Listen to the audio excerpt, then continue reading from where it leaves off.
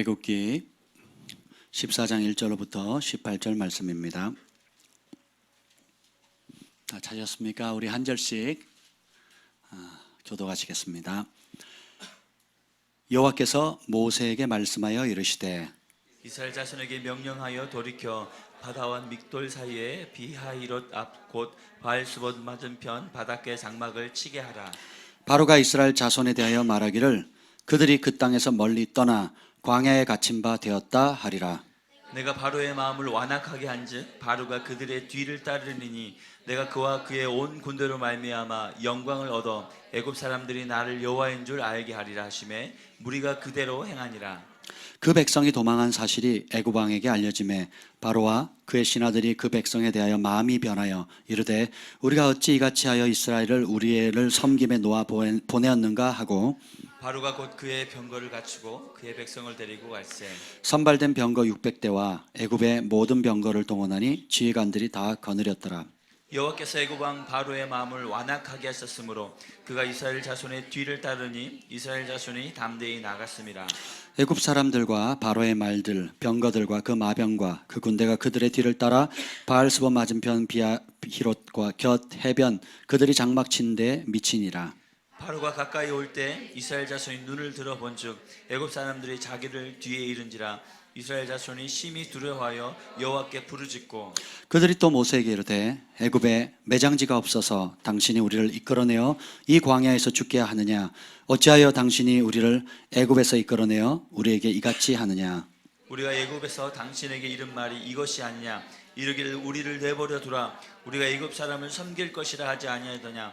애굽 사람을 섬기는 것이 광야에서 죽는 것보다 낫겠노라. 모세가 백성에게 이르되 너희는 두려워하지 말고 가만히 서서 여호와께서 오늘 너희를 위하여 행하시는 구원을 보라. 너희가 오늘 본 애굽 사람을 영원히 다시 보지 아니하리라. 여호와께서 너희를 위하여 싸우시리니 너희는 가만히 있을지니라. 여호와께서 모세에게 이르시되 너는 어찌하여 내게 부르짖느냐. 이스라엘 자손에게 명령하여 앞으로 나아가게 하고 지팡이를 들고 손을 바다 위로 내밀어 그것이 갈라지게 하라. 이스라엘 자손이 바다 가운데서 마른 땅으로 행하리라. 내가 애굽 사람들의 마음을 완악하게 할 것인즉 그들이 그 뒤를 따라 들어갈 것이라. 내가 바로와 그의 모든 군대와 그의 병거와 마병으로 말미암아 영광을 얻으리니 내가 바로와 그의 병거와 마병으로 말미암아 영광을 얻을 때야 애굽 사람들이 나를 여호와인 줄 알리라 하시더라. 아멘. 하나님 아버지 감사합니다. 오늘 우리에게 주님의 크신 긍휼과 사랑으로 덮어 주시옵소서. 우리가 힘쓰고 애쓰고 노력해도 우리 힘으로 도저히 되지 않을 뿐더러 손을 대는 것마다 더 악화되어지고 걷잡을 수 없는 많은 인생의 문제들이 있습니다. 하나님 그러한 일을 직면할 때에 주님 앞에 납작 엎드릴 수 있는 겸손함을 주시옵소서. 우리 안에 거짓된 참소와 거짓된 자기 연민의 뿌리를 뽑게 하여 주시고 주님 앞에 우리의 실상을 벌거벗겨 정직한 모습으로 나아갈 수 있는 은혜를 부어 주시옵소서. 오늘 종에게 주어진 주의 말씀이 어둠을 쫓는 빛이 되게 하여 주시고 죽은 영혼을 살리는 생명수 되게 하여 주옵소서. 모든 흉악의 묶임으로부터 자유케 하여 주시고 죄의 중독과 족쇄로부터 해방시켜 주시옵소서. 병든 육체의 치유가 일어나게 하여 주시고 방향을 잃은 자에게 하나님 진리의 나침반이 되게 하여 주시옵소서. 갈 바를 알지 못하는 사람들에게 영혼의 등대가 되는 말씀 되게 하여 주시옵소서. 여호와 영이 나를 통해 말씀하시며 그 말씀이 내 혀에 있도다 하는 그 은혜가 강력히 풀어지게 하여 주시옵소서. 우리의 영과 혼자 관절과 골수를 찔러 쪼개어 생명의 길로 의의 길로 진리의 길로 우리를 이끌어 주시옵소서. 빛이신 예수 그리스도 이름으로 기도합니다. 아멘. 할렐루야. 여러분 반갑습니다. 하나님께서 우리 지금 계절의 변화처럼 우리 영혼에 영적 전환기를 주십니다. 개인적으로 또 가정적으로 또 이사를 하시는 분도 있고 또 사업에 변화가 있는 분도 있습니다. 주원이처럼 키가 큰 사람도 있고요. 또 여러분의 마음에 어떤 변화가 일어나는 사람도 있을 것입니다. 근데 교회적으로도 지금 큰 전환기에 있고요.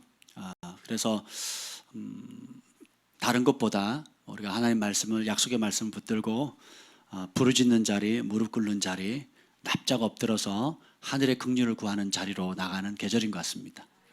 그래서 부푼 마음, 들뜬 마음, 또 모든 평강을 빼앗는 것들로부터 시선을 떼고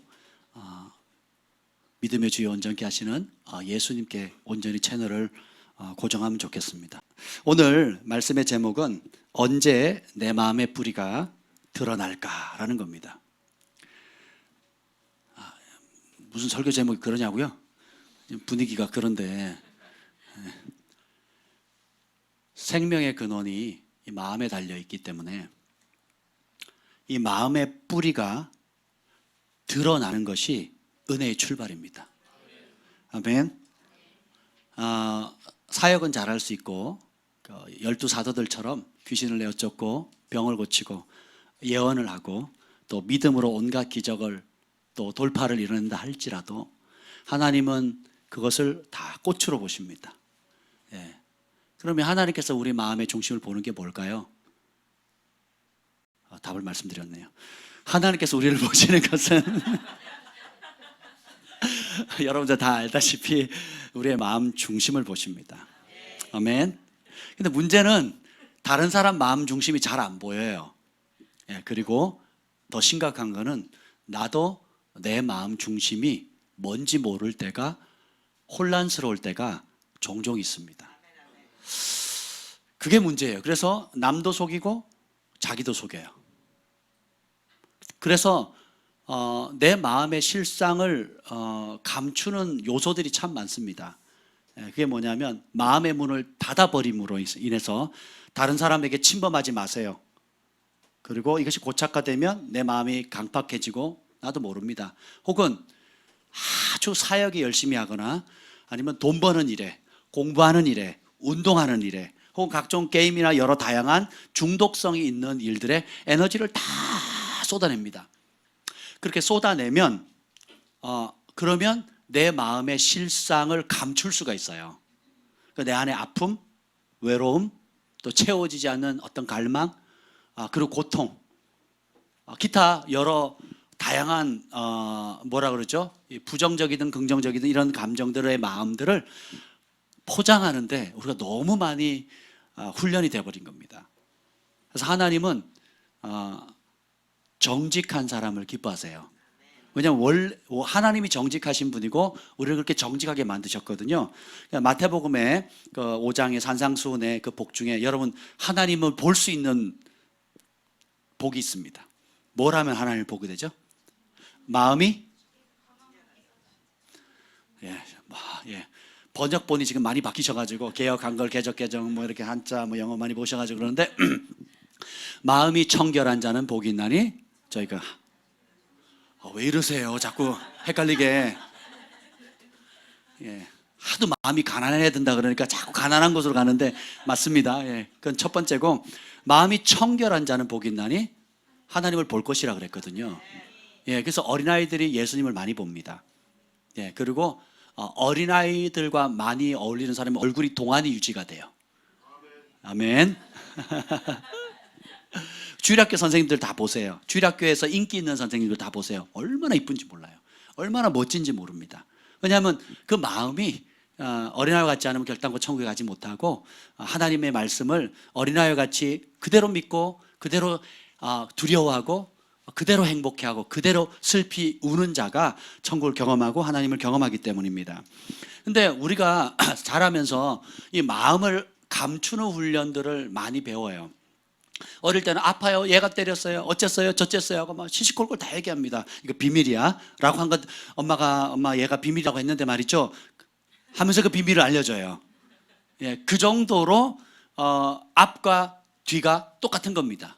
근데 이제 그러다가 괜히 얘기했다가 혼나고 나는 사실을 얘기했는데 창문 누가 깨뜨렸어요? 제가요. 그랬다가 이제 일렀다고 또 혼나고 왕따 당하고 나는 사실을 얘기한 것 뿐인데 분위기 파악 못 해가지고 그렇죠? 그리고 못 볼 거 본 걸 봤다고 얘기하거나 봤는데 못 봤다고 얘기해야 되는 상황들, 아는데 모른다고 해야 되고 모르는데 아는 척 해야 되는 상황들, 그렇죠?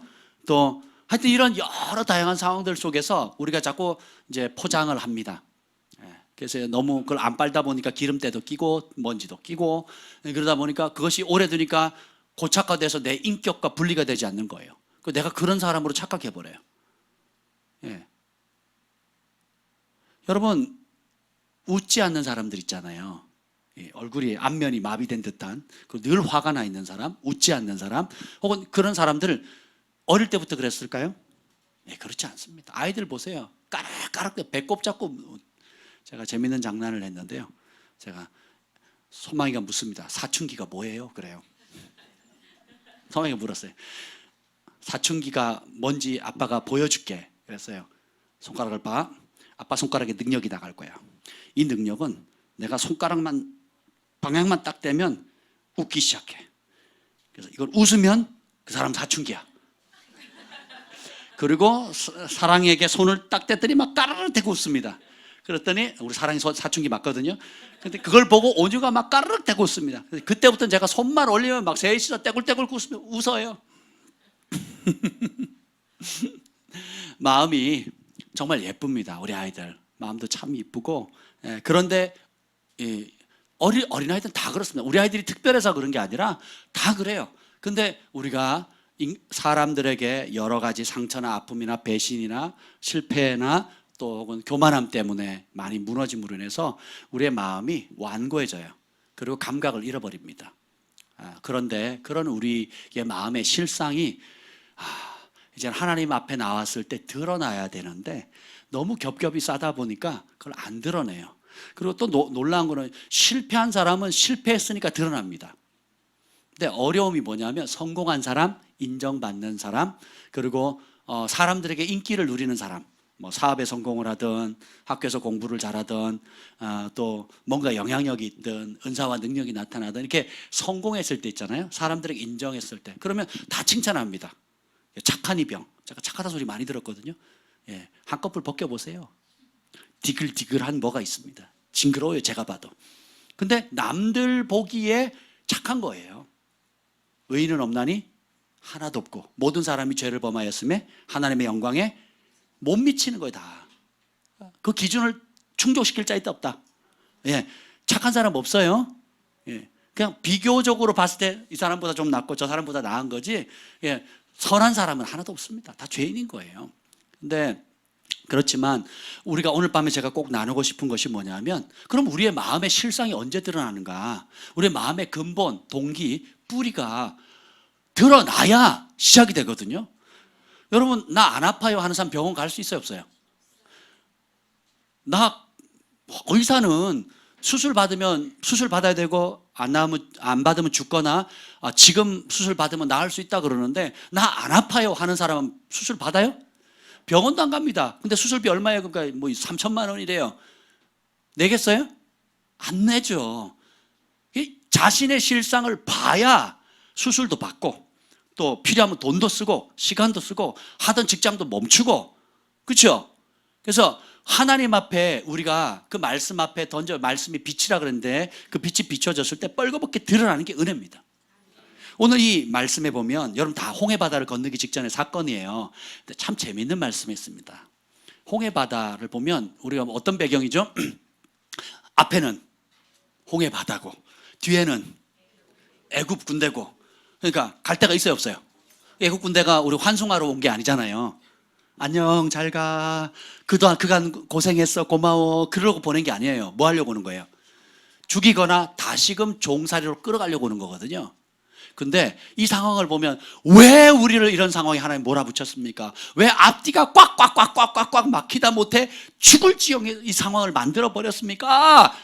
그 상황이 나와요. 한번 읽어봅시다. 10절 11절 한번 읽어봅시다. 10절 11절 시작. 바로가 가까이 올 때 이스라엘 자손이 눈을 들어본즉 애굽 사람들이 자기들 뒤에 이른지라. 이스라엘 자손이 심히 두려워하여 여호와께 부르짖고 그들이 또 모세에게 이르되 애굽에 배당지가 없어서 당신이 우리를 이끌어내어 이 광야에서 죽게 하느냐? 어찌하여 당신이 우리를 애굽에서 이끌어내어 우리에게 이같이 하느냐? 잠깐 예배드리러 나가겠다 그래놓고 도망친 거거든요. 근데 이제 죽게 생겨. 기병, 오늘로 말하면 뭐 장갑차, 뭐 비행기 다 뜬 겁니다. 죽이려고. 지금 홍콩에 지금 장갑차 지금 무력으로 진압하려고 들어간다고 했죠. 여러분 TV로 보는 거랑 실제 한번 보세요. 사람 그냥 으스러집니다. 밀고 지나가면. 얼마나 무섭겠습니까? 그 당시 기병이면 최고의 무기인데. 그걸 보고는 어떻게 심히 두려워합니다. 그러니까 두려워서 뭐 합니까? 기도해요. 여호와께 뭐 한다고요? 부르짖어요. 그냥 기도가 아니라 살려주세요, 살려주세요. 막 살려달라고 막 부르짖습니다. 근데 뭐라고 얘기하죠? 애굽에 매장지가 없어서 왜 우리를 이 광야에 끌어내서 죽게 하느냐? 왜 애굽에서 우리가 원치도 않은데 강제로 끌어가지고 이 고생 시키느냐? 왜 예수 믿게 해가지고 이 고생을 시키냐고. 뭐 기적도 좋고 이적도 좋고 뭐 다 좋은데, 간증도 좋은데, 주님 왜 나를 그냥 옛날에 잘 살게 그냥 내버려 두지, 나를 이렇게 고생시키냐고. 그래 불평을 하죠. 근데 자세히 보면 이 일을 이 외통수, 인생에 보면 외통수가 있거든요. 삶의 외통수가 있습니다. 관계도 다 박살나고요. 통장도 다 잔고가 바닥이 나고요. 일하고 싶어도 일거리가 없어요. 뭐 모든 상황에 또 사람들이 멸시하고 이런 인생의 외통수가 오거든요. 예, 이게 복입니다. 근데 이 외통수를 사탄 마귀가 한 걸로 착각하시면 안 돼요. 1절 2절 읽어봅시다. 인생의 외통수를 경험하시는 분만 아멘. 예, 지금도 그걸 직면하고 있는 분 아멘. 예, 그걸 누가 하는지 한번 봅시다. 1절 2절 한번 읽읍시다. 시작.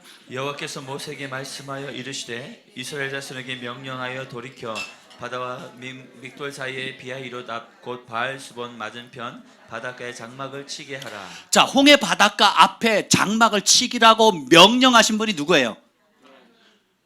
마귀예요? 바로예요? 뭐예요? 누구예요? 여호와께서 친히 모세에게 명령하십니다. 그걸 보니까 3절 읽어봅시다. 그 바로가 어떻게 해석하는지 한번 봅시다. 시작. 바로가 이스라엘 자손에게 대하여 말하기를 그들이 그 땅에서 멀리 떠나 광야에 갇힌 바 되었다 하리라. 아멘. 광야에서 갇혀버렸다. 외통수 탁 걸렸다는 거예요. 바로가 그렇게 볼 거라는 거예요. 그 외통수의 상황으로 몰아치신 분이 누구예요? 하나님이시래요. 여러분의 삶에 해도 안 되고 꼬이고 딱 이런 어떤 이 외통수 상황들이 있거든요. 그것이 여러분의 실수일 수도 있어요. 또 실제로 동기가 죄일 수도 있습니다. 혹은 뭐 여러분을 미워하는 사람 때문에 그럴 수도 있겠고, 혹은 내가 빚보증 잘못 써서 그럴 수도 있겠고, 뭐 여러 가지 또 몸이 아파서 그럴 수도 있어요. 상황이 어찌 되었던 간에 하나님이 다 다스리십니다. 하나님이 그 모든 걸 모르는 사건이 있어요, 없어요? 하나님이 다 움직이실 수 있어요. 근데 주님이 의도적으로 인생의 외통수를 탁 걸어버리신 거예요. 왜 그러냐?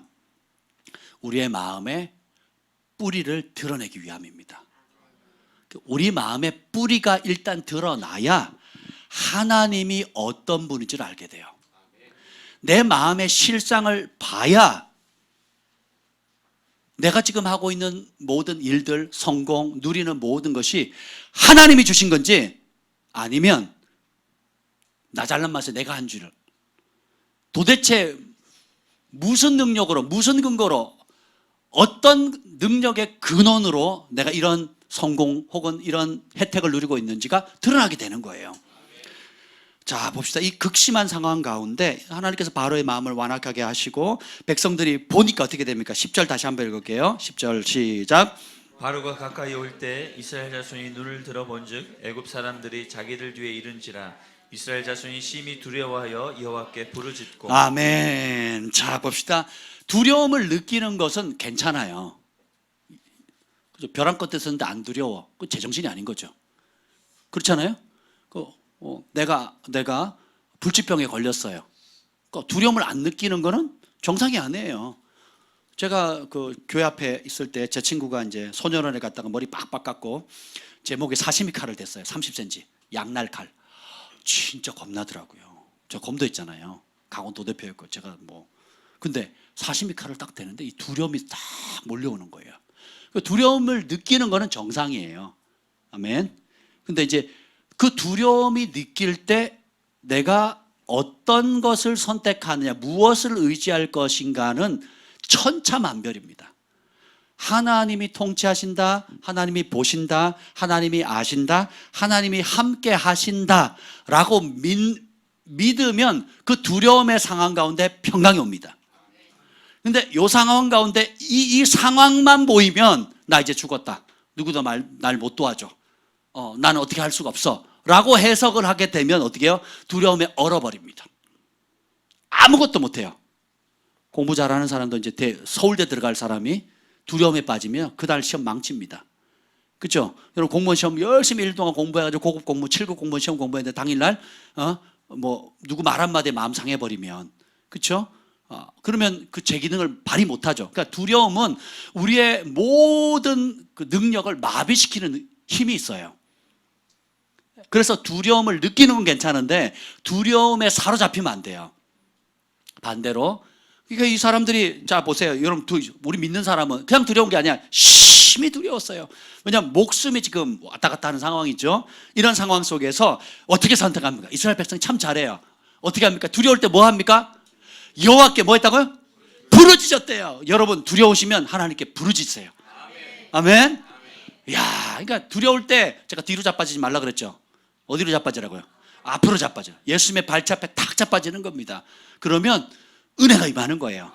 이스라엘 백성이 첫 단추 잘 꼈어요. 두려웠어요. 죽을 것 같아. 방법이 없어. 그래서 하나님 앞에 어떻게 해요? 부르짖는 거예요. 할렐루야. 예, 그렇게 하셔야 됩니다. 근데 문제는 부르짖음의 결과를 한번 보겠습니다. 시작.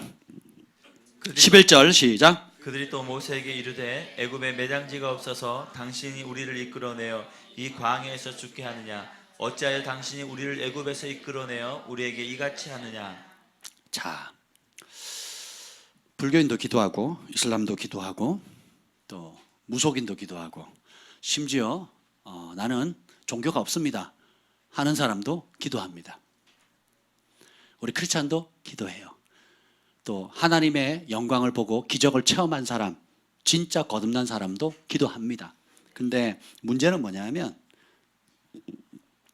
이 기도하는 그 마음의 동기가 드러나요. 여기서 보면 그게 뭐냐면 문제 해결해 달라는 게 모든 기도의 초점이 됩니다. 그 말은 뒤집어 놓으면 내 소원대로, 내 마음, 내가 원하는 대로, 내 뜻대로, 내가 지금 보는 문제, 내가 문제라고 생각하는 이 문제만 해결되면 좋겠다는 거예요. 이거는 모든 종교가 공통적으로 하는 기도입니다. 그래서 그러면 어떻게 되냐? 결국은 기도를 열심히 했어요. 밤새 부르짖습니다. 이제 출애굽기 여러분 보시면 알겠지만 이스라엘 백성이 충격 딱 받으면 밤새 부르짖습니다. 대단한 민족이에요. 여러분 딱 문제 생기면 밤새 철회하시죠? 그것도 눈물 콧물 쏟아내면서 통곡할 정도로 밤새 부르짖거든요. 여러분 그렇게 하십니까? 잘 안 하시잖아요. 그럼 문제 터지면 어떻게 합니까? 싸우잖아요. 성질내고 네 탓이니 내 탓이니, 혹은 절망하잖아요. 가정에 문제 생기면 뭐라 합니까? 자식 교육을 그따위로 시켰냐고. 여러분 그렇게 안 하시는군요.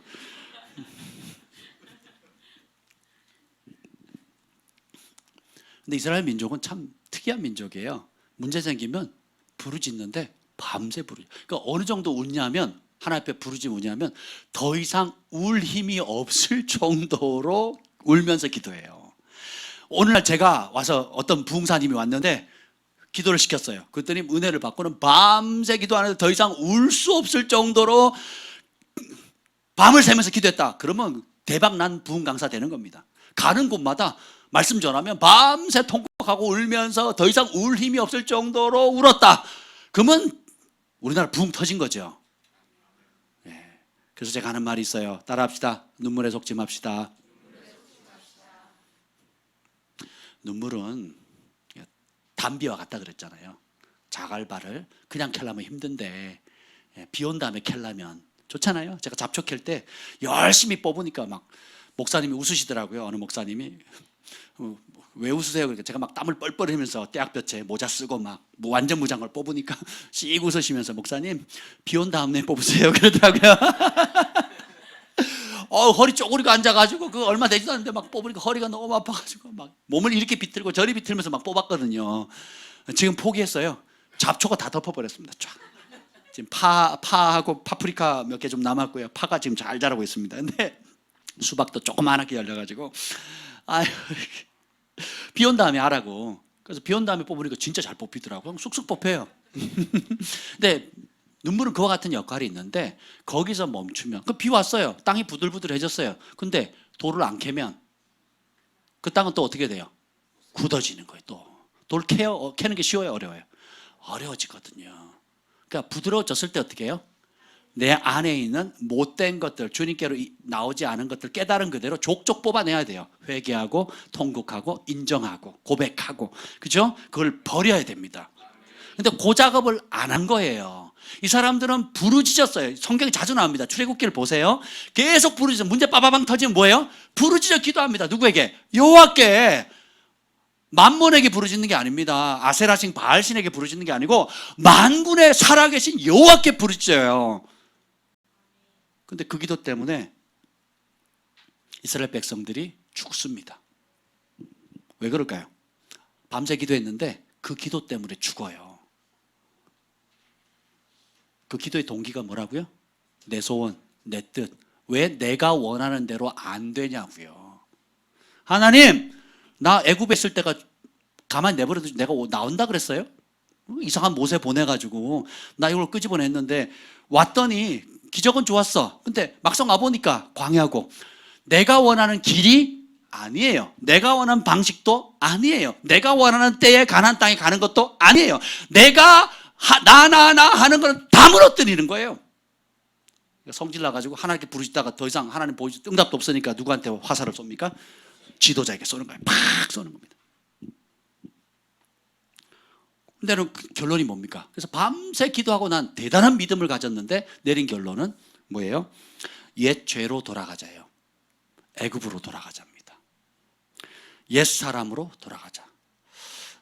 이 당시 보면 자 바로의 군대가 왔어요. 문제의 근원이 왔는데 그리고 앞에는 홍해 바다였어요. 그리고 하나님 보여요, 안 보여요? 안 보여요. 근데 실제로 하나님 거기 없었습니까? 계셨죠. 근데 그냥 믿음으로만 계셨어요? 아니면 실제적으로 계셨어요? 그 표정이, 그 사인이 뭡니까? 구름 기둥과 불 기둥이 사라졌어요? 그대로 있어요? 근데 쫓아왔지만 그 사이를 앞에 있던 구름 기둥이 어디로 갑니까? 뒤로 가요. 뒤로 가서 막아서거든요. 그러니까 여전히 천사가 있었고 구름 기둥이 있었고 불 기둥이 있었어요. 여전히 하나님 도우셨고 여전히 하나님 함께 하셨고 여전히 기적을 보지만 뭐가 더 크게 보여요? 나를 죽이러 온 그 두려움이 더 크게 느껴지는 겁니다. 저는 이제 저희 교회가 앞으로 제3의 부류들이 많이 올 겁니다. 또 이미 그런 분들 가운데 변화되신 분들도 있는데 그 여정 가운데 그러니까 급격히 변화되고 은혜를 받으면 예수님 위해 살겠다고 전부를 걸겠다고 합니다. 근데 그리고 나는 죽고 예수님만 살겠다고 그 길을 가다 보면 내가 원하는 길하고 좀 달라. 내가 생각했던 복이 아닌 거예요. 내가 가고 싶은 부르심이 아닌 거예요. 그리고 내가 원하는 때에 이루어지지도 잘 않아. 그러니까 이게 아닌 게벼. 그러면서 뭐라 그럽니까? 하나님 나 이러려고 여기 보냈어요? 나 이러려고 이 고생 시키는 거예요?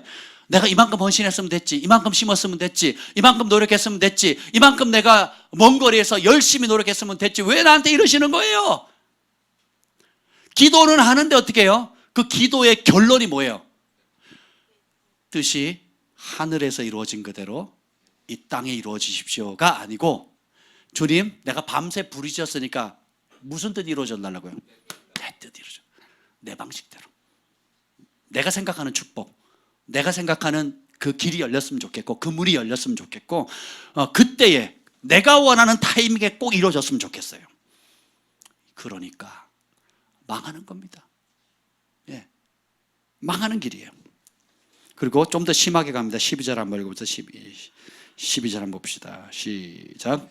우리가 애굽에서 당신에게 이른 말이 이것이 아니냐 이르기를 우리를 내버려 두라 우리가 애굽 사람을 섬길 것이라 하지 아니하였더냐 애굽 사람을 섬기는 것이 광야에서 죽는 것보다 낫겠노라. 자, 애굽에서 모세가 초청을 할 때 뭐라 그랬어요? 나 그때 이미 얘기하지 않았냐?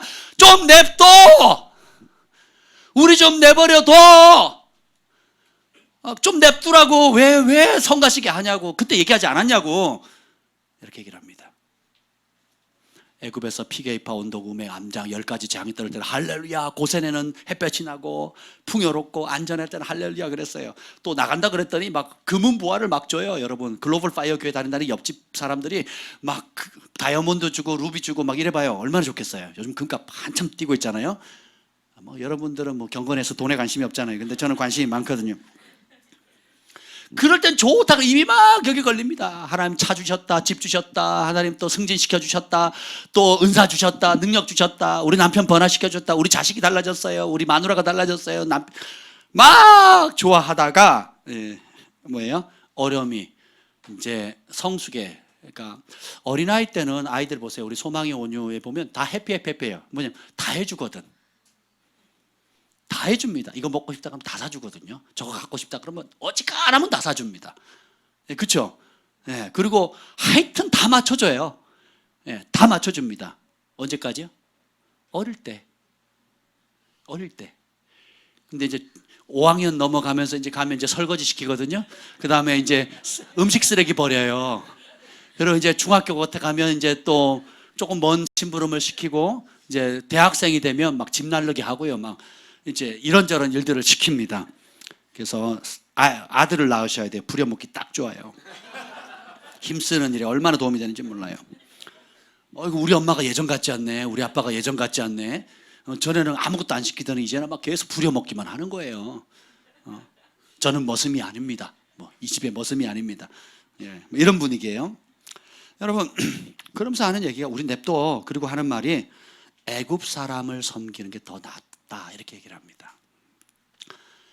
하나님 보여요, 안 보여요? 안 보여요. 그리고 내가 원하는 모습으로 나타납니까, 안 나타납니까? 잘 안 나타나시거든요. 그래서 믿음이 하나님을 기쁘시게 하는 겁니다. 하나님은 보이는 것, 내가 원하는 방식으로 나타나는 것을 거부하세요. 그리고 어떻게 해요?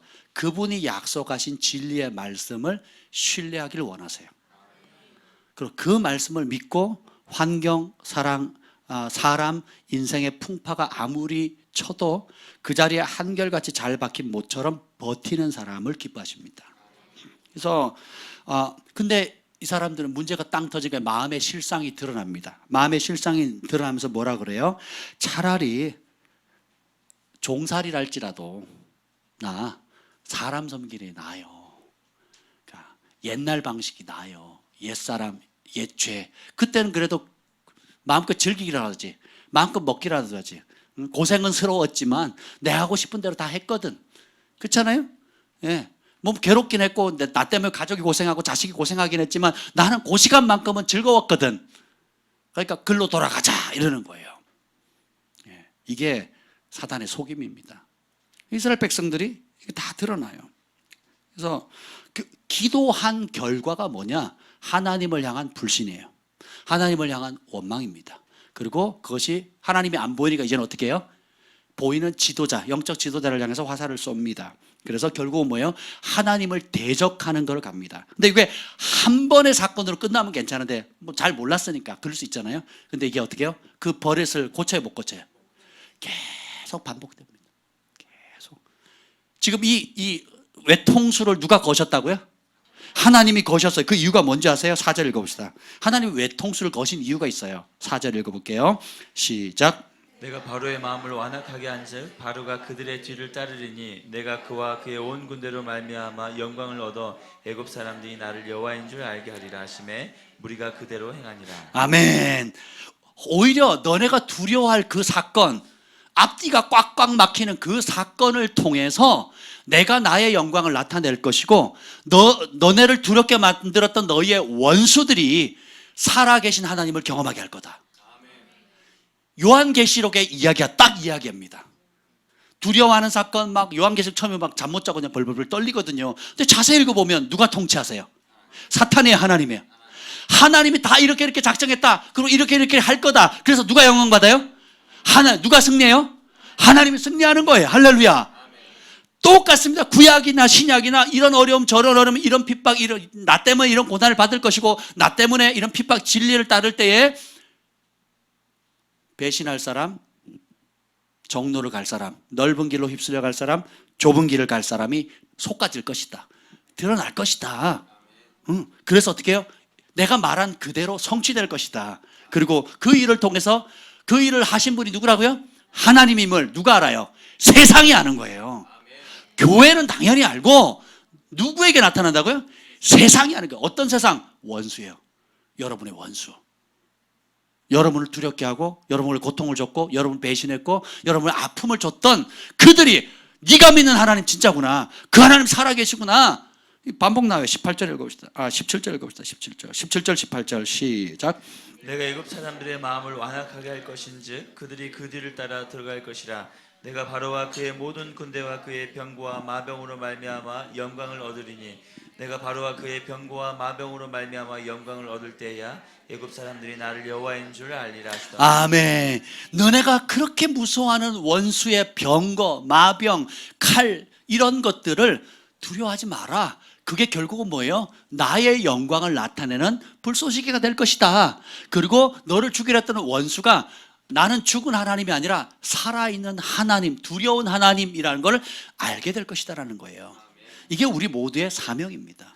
여러분들이 이해하지 못하는 어려움, 이해하지 못하는 고통, 또 이해하지 못하는 육체적, 정서적, 영적인 어려움이 딱 왔을 때 부르짖죠. 그 다음에 어떻게 부르짖을 때 이걸 주의하셔야 돼요.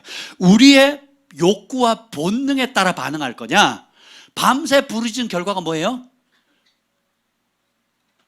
내 욕구와 본능을 따라 원망불평하는 결론을 이뤘거든요. 근데 믿음의 사람은 반대로 갑니다. 그래서 여러분들이 어떤 시련이나 어려움이나 두려움의 상황이 왔을 때 본능이 시키는 그대로 반응하면 안 됩니다.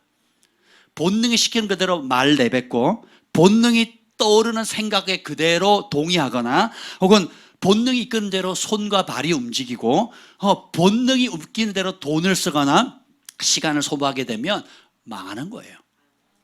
근데 반대로 그 자리에 믿음으로 반응하는 사람들이 있습니다. 13절 읽어봅시다. 그래서 12절에 보면 차라리 죽었으면 좋겠다. 저 이렇게 얘기했어요. 죽을 용기 있으면 거역하다가 죽지 마시고 순종하다가 죽는 거예요. 우리 한번 봅시다. 13절 봅시다. 시작. 모세가 백성에게 이르되 너희는 두려워하지 말고 가만히 있어서 여호와께서 오늘 너희를 위하여 행하시는 구원을 보라. 너희가 오늘 본 애굽 사람을 영원히 다시 보지 아니하리라. 따라합시다. 믿음은 가지고 있는 것이 아니다. 믿음은 발휘하는 것이다. 나 믿음이 커요. 아무 소용없어요. 나 믿음 있어요. 아무 소용없다니까요. 언제까지? 발휘되기 전까지는, 나타나기 전까지는, 대가를 지불하기 전까지는. 저한테 이상한 약속을 하는 분들이 꽤 많았어요. 차 사주겠다, 노트북 사주겠다, 또 뭐 선교 가면 선교비 다 되겠다. 제가 깨달았어요. 하겠다는 분들은 거의 90% 안 하시더라고요. 그럼 뭐예요? 할 사람은 해요. 그러니까 말하지 않는다고요. 그러니까 할 사람은 그냥 합니다. 그러니까 믿음의 말잔치를 하는 게 아니고 믿음의 행동을 해요. 아멘. 그러니까 저도 그걸 굉장히 중요합니다. 뭘 특별히 물질과 관련돼 있을 때 혹은 실질적으로 뭔가를 줄 때는 약속을 하지 않으려고 노력해요. 그럼 언제 하느냐? 준비 다 한 다음에 주면서 얘기하는 거예요. 심으면서 얘기를 하는 겁니다. 도우면서 얘기를 하는 거예요. 내 몸이 가면서 하는 거지. 뭐가 풀리면 할게요. 뭐가 되면 할게요. 사업이 하지 마시라니까. 네. 미련한 거예요, 그거는. 예수님이 사람들을 많이 도우셨지만 그 사람들을 의지하지 않으셨다고 요한복음에 나오거든요. 왜냐하면 사람의 실상, 그 마음이 어떠함을 아셨거든요. 하고 싶어도 못할 일이 많고요. 그리고 진짜 하고 싶은데 물질에 딱 묶여버리면 다쳐버리면 못해요. 그래서 왼수 지는 거거든요. 그러니까 이 입이 욱해가지고 아니 기분에 혹은 막 체면에 수습이 안 되는 거, 수습이. 그러지 마시라고. 얘는 얘고 아니면 아닌 거예요. 아멘. 거기서 지나친 것은 욕심이거든요. 자기 자랑이거든요. 우리 그리스도인들은 그렇게 하면 안 됩니다. 그래서 그냥 하시면 돼요. 그리고 약속하지 마시라고요. 그냥 하시면 된다니까요. 아멘. 그렇게 하시는 겁니다. 근데 문제는 뭐냐면 여기 보면 사람들이 그 죽음의 두려움이 오게 되면 먹고 사는 것에 딱 문제가 걸리죠. 배는 게 없어집니다. 그래서 어떻게 되냐면 비참할지라도 비굴할지라도 고통스러울지라도 먹고 살 수 있다면 애굽으로 돌아가겠다는 거예요. 시작은 잘했는데 중간에 생활의 염려, 재리의 유혹, 기타 욕심 때문에 신앙을 포기하거나 섞인 삶 혹은 세상의 영에 이끌려 살면서 몸만 교회의 마당을 밟는 비참한 처지로 가는 사람들을 많이 봅니다. 사역자도 예외가 아니거든요. 처음에 시작은 예수님 한 분이면 족합니다고 했는데 시간이 갈수록 타이틀에 목숨을 걸어요. 집사, 권사, 장로. 예, 제가 전에도 그 얘기를 어느 목사님 만났는데 권사님 장로님이 되셨대요. 왜 됐냐 그랬더니 부모님 유언이래요. 그 부모님이 그거 안 하면 안 된대. 그래가지고 신앙도 없는데 부모님 때문에 교회를 갔어요. 그 부모님 때문에 2년을 다니니까 집사 직분을 받고 또 부모님이 좀 영향력이 있으니까 덕분에 이제 장로 장립이 할 때가 됐는데 교회 최연소 장로가 된 겁니다. 뭐 때문에? 부모님 기쁘시게 해드리려고. 그런 사람이 당회원이 됐으니 교회가 어떻게 되겠습니까? 그리고 그런 사람이 장로가 될 수 있는 게 쉽다는 게 교회가 얼마나 부패한 겁니까? 생각해 보세요, 여러분. 그 사람 진짜 거듭났는지, 주인이 예수님인지, 말씀을 사랑하는지, 의를 위해서 핍박받기를 즐거워하는 사람인지, 나는 죽고 예수님이 사는 사람인지 관심이 있다 없다? 없어요. 그럼 뭐예요? 봉사 잘하고 물질 잘 심으면 끝나요. 교회는 쉬워요. 여러분 교회에서 여러분 다른 교회 가셔서 직분 쉽게 받는 법 제가 알려드릴게요. 유튜브 잘 보세요. 출석을 일단 잘한다. 그리고 교회 행사 때 찬조금을 nen다. 아멘. 그리고 결정적인 게 있어요. 목사님 생신이나 경조사에 절대적으로 참여한다. 그러면 직분이 그냥 팍팍 올라갑니다. 최연소 집사, 최연소 장로, 최연소 교회 운영위원회 따놓은 당상이에요. 옆 교회 가면 있어요. 옆 교회 가면 여러분, 그러니 구원의 기쁨도 없고 죄를 이길 수도 없고 주님을 사랑할 수도 없고 그러면서 어떻게 해요? 나중에 시간이 지나면 뭐 상처를 딱 받으면 교회를 대적하고 교회를 무너뜨리는 일에 제일 앞장서는 사람이 돼요. 왜요? 교회 생리를 제일 잘 알거든요. 교회 약점을 제일 잘 알거든요. 그러니까 무너뜨리는 사단의 앞잡이가 되는 겁니다. 좀 심각한 겁니다. 스스로 정화할 수 있는, 교회 자체가 스스로 정화할 수 있는 기능을 상실해 가는 거예요. 왜요? 진리에 물을 탔거든요. 타협을 했거든요. 그래서 근데 오늘 이 모세와 그를 따르는 사람들을 보면 두려워하지 말라. 그러니까 믿음은 가지는 게 아니라 뭐라고요? 발휘하는 거라 그랬죠. 그러니까 어떻게 해요? 벌써 입에 고백이 틀려요. 두려워서 대부분의 백성들이 뭐라고? 애굽에 매장지 없냐? 애굽에 장지가 없냐? 무덤이 없느냐? 공동묘지 없냐? 차라리 거기서 죽이지 왜 이 고생을 시켜가지고 여기서 고생시키냐고 입으로 어떻게 해요? 다 스스로를 저주하는 겁니다. 이 사람들이 문제 빠방 터지면 차라리 죽었으면 좋겠다, 죽었으면 좋겠다, 죽었으면 좋겠다 그러거든요. 그래서 어떻게 해요? 죽었어요. 여러분이 어려울 때, 두려울 때, 이해되지 않은 상황할 때 무슨 말 합니까? 본능 따라 얘기하죠. 기분 따라 얘기하죠. 상황 따라 얘기하죠. 그대로 됩니다. 그러면 주님이 인정하는 믿음의 사람, 주님이 기뻐하는 여호수아 갈렙 같은 여러분이 다 아는 인정받는 사람의 차이는 벌써 어떻게 해요? 해석을 다르게 합니다. 나는 바로 군대도 보이고 홍해도 보이는데 뭐가 더 크게 보여요? 구름기둥, 불기둥이 더 크게 보이는 거예요. 지금의 문제도 굉장히 어려운데 과거에 역사하셨던 하나님이 더 크게 보이는 거예요. 그때 역사하셨으면 오늘도 역사하실 것이고 앞으로도 역사하실 것이다. 이게 더 크게 보이는 거예요. 그래서 어려움과 시련이 왔다면 여러분의 믿음을 보여줄 기회인 겁니다. 내 믿음이 진짜인지 가짜인지가 드러날 기회인 거예요. 이게 그러니까 왜 나에게 이러지 마시라니까. 그럼 누구에게? 에? 누구에게 했으면 좋겠어요? 내 이 어려움을 우리 관동 형제가 다 독박을 썼으면 좋겠어요? 야, 기왕 어려울 거 우리 모든 어려움을 관동 형제 믿음 좋으니까 그냥 다 무슨 상황이든 아멘하니까 독박을 씌우자고요. 웃는 분들은 화투를 좋아하시는 분들이에요. 안 웃어야 정상인데 대부분 웃는 거 보면 노름꾼들만 모인 것 같아요. 근데 하나님은 의인에게 고난이 없다 그러지 않았거든요. 의인은 고난이 하나님이 많다 그러면 많은 거예요. 그래서 뭐예요? 애굽과 우리를 죽이러 왔던 마병과 병과 애굽의 군대는 뭐예요? 하나님의 영광의 불쏘시개라니까요. 누가 계획하셨다고요?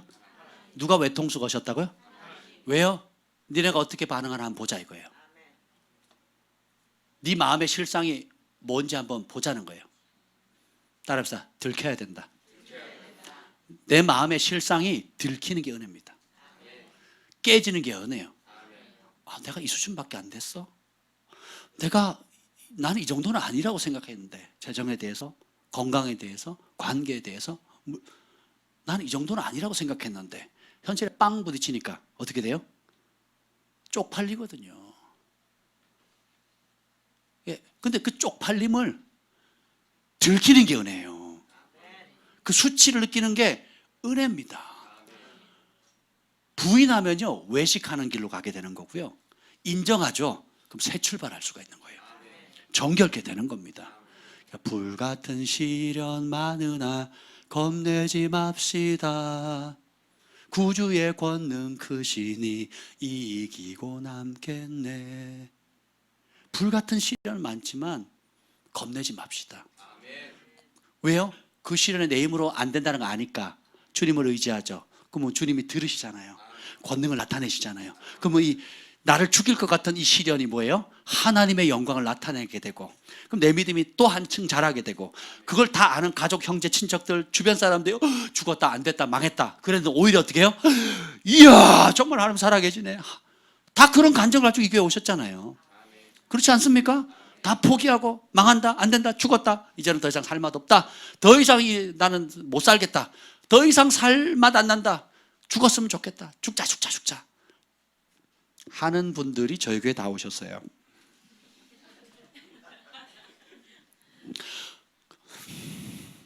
멀쩡한 인간들 좀 보내주시면 얼마나 좋을까? 멀쩡한 사람이 없어요. 그래서 우리 교회만 그런 줄 알았어요. 딴 교회도 그래. 제 친구들도 보면요 다 뭐 이상한 사람들만 온대요. 또 이상한 사람만 따라다니기로 유명한 또 목사님도 계시잖아요. 어느 목사님이 그러더라고. 와서 제가 소개해주는 분들은 정상인 사람이 하나도 없대요. 다 이상한 사람이니까 그런 줄 알래요. 좋을 걸 기대하지 말래요. 그래서 예수님의 별명이 뭡니까? 죄인의 친구예요. 버려진 자들의. 다윗을 처음 쫓았던 사람들은 누굽니까? 용맹한 전사들이 아니었어요. 사회에서 버림받은 사람들이거든요. 그렇잖아요. 제가 이 자리에 있는 것도 버림받은 자였기 때문에 내 부모는 너를 버렸으나, 그 말씀 제가 받았거든요. 시 27편의 그 말씀을 제가 어렸을 때 받았거든요. 네 부모는 널 버렸지만 나 너 버리지 않는다. 너의 평생에 나의 선하심과 인자심이 정령 나를 따르리니 내가 여호와의 집에 영원히 거하리로다. 그러니까 우리 하나님이 어떤 분인지를 알게 되면 정직해집니다. 깨어진 게 부끄러움이 아니에요. 무너진 게 수치가 아닙니다. 외통수가 망하는 게 아니에요.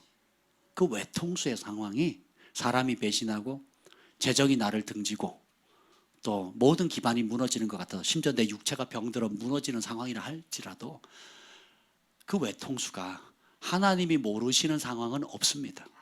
하나님 다 아시고 어떻게 해요? 네가 나를 의지하기만 해라. 이게 모세가 뭐라니까? 두려워하지 마라. 다 두려워서 쩔쩔맵니다. 그것 때문에 화가 납니다. 그것 때문에 남 탓을 합니다. 그것 때문에 하나님 탓하고 지도자 탓을 할 때에 두려워하지 마라. 뭐라 그래요? 가만히 서서. 이게 키워드입니다. 가만히 서서 여호와께서 오늘 너희를 위하여 행하시는 구원을 보라. 문제가 터지면 막 어쩔 바를 모릅니다. 막 전화하고 막 이리저리 찾아다니고 막 이렇게 뭐 마음이 들떠가지고 어쩔 바를, 조바심에 막 어쩔 바를 모릅니다. 막 14절 읽어봅시다. 시작. 여호와께서 너희를 위하여 싸우시리니 너희는 가만히 있을. 똑같이 하나님이 싸울 거다. 하나님 외통수가 오셨고 하나님이 대신 싸울 거다. 그러니까 니네는 좀 가만히 있어. 이 가만히 있다라는 게 뭐냐면 뿌리를 내린다는 뜻이에요. 잠언서 12장에 보면